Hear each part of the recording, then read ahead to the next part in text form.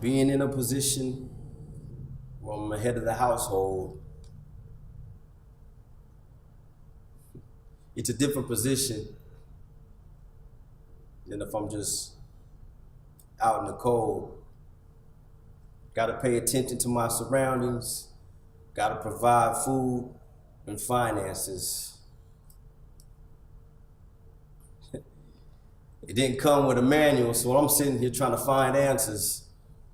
Hopefully, I find them, but I know that in the process, as I'm looking, I got people that I can lean on that help me get to cooking, because they don't want to see me fail.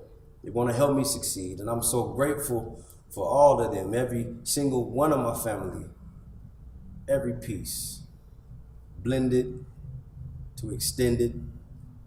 All of my family have helped me to become mended into who I am. Through the love, through the care, through the examples, through the fair, through the storms, through the trials, the tribulations, the laughs and the smiles, through the patience that they had with me. See, I don't know where I would be without my family. Praying to God, asking for a wife. Name popped up in my mind, and she's now my wife. My family, we're young.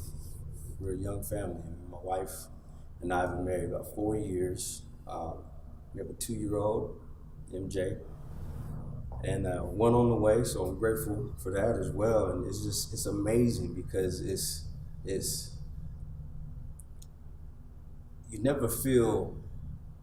I've never felt this way about just individuals. Like, I've always had love for people. I've always had love for people. I love you, whoever's watching this, whoever you behind the camera. I love them over there. You know, I have a genuine love for people, because I feel like that's something that God has embedded in me. But just my family, like the love that I have for them it's crazy. It's like I get emotional thinking about them. Anything happens to them, man, I'll probably be torn. But I'm grateful for them, because they're very important pieces of my life that have helped me and are helping me to become the man that I'm becoming. Helping me to learn, helping me to understand some things that I never understood before. So I'm grateful. I'm grateful for my family. I'm grateful because my family is everything. What I love about Spokane is the summers, not the snow. Even though I liked it before I started driving though.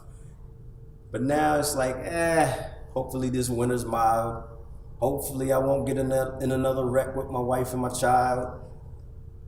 Drive carefully. Even though people seem to not hear that, I'm okay with it. Spokane doesn't suck, and hopefully you hear that. Finished high school, middle school, or junior high and high school in Arkansas, and then the day after graduation, I left Arkansas and came back up here to Spokane. Been here ever since 2002. That wasn't the plan initially, though. I was supposed to just come up here a year and bounce. But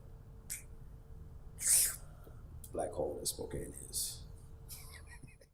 And my grandfather's a pastor. He's been a pastor for 36 years, 37 years here at Holy Temple here in Spokane. So I've been in the church my whole life. It's been something that has been embedded in me, something that I grew up appreciating. There's some certain things about church that kind of, I don't want to say rub me the wrong way, but it kind of is off-putting. But I know that my relationship with Christ is the most important thing, and I think that fills any kind of offset, any kind of void that I have, because it's all love, really. That's what we're supposed to be displaying. This is what we're supposed to portray, and that's what I hope to share love, light, and the pursuit of happiness. My conversation with God helps me develop my relationship, helps my faith in the belief that I can make it. You see, prayer, it changes things. And it has a ill-conceived perceptions of some.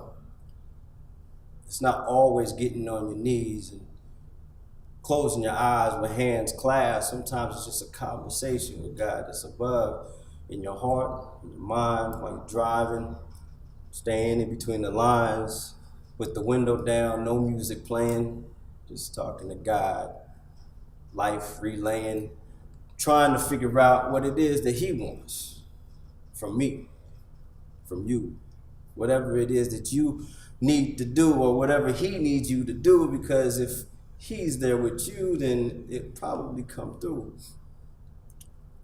So when it comes to that conversation, I think of it as a relationship. There's no religion. It's my decision to knock away that perception and just give God my full attention.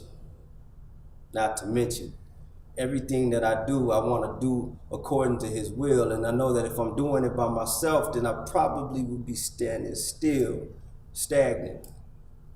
But like a magnet, I'm drawing closer to Him. As my conversation gets intense and more in depth, I'm getting closer to winning. My favorite scripture,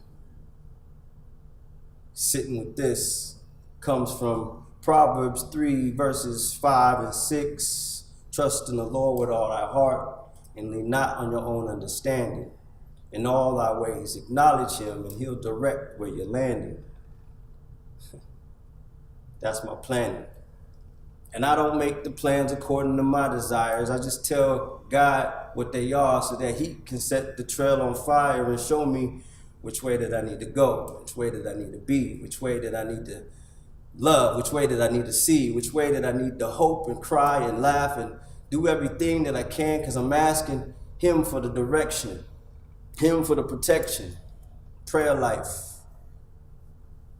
something like a election. You can choose not to do it, or you can choose to do it. But the difference is so big, it's electrical. God's the conduit. Hope I said that right, not really sure, but hopefully you get the picture and it's not a blur. That conversation can go far. Sometimes you don't even do the talking, just listening. It goes far. Open your ears. Peace. Be still. Jesus calmed the sea. I just want to do His will. Rolling. Pumping the brakes. Yeah, I've made multiple mistakes. Cut. I done took multiple takes, but it's all right, because I know that I done came across multiple fakes. But He's the real deal. He's the one that shows me the real feel. He gives me the void. He fills the void of the emptiness in my life. My bad, I've been hitting on the mic, but still, yet still. Many times as I turn my back on His will, He's always given me the benefit of the doubt. There's a benefit.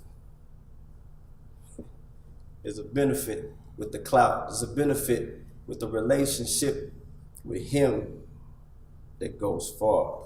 So that's why I pray. I pray without ceasing. Pray and still believe and pray, because prayer changes things. My conversation with God is what gets me through the pain, and it helps me through all these scenes.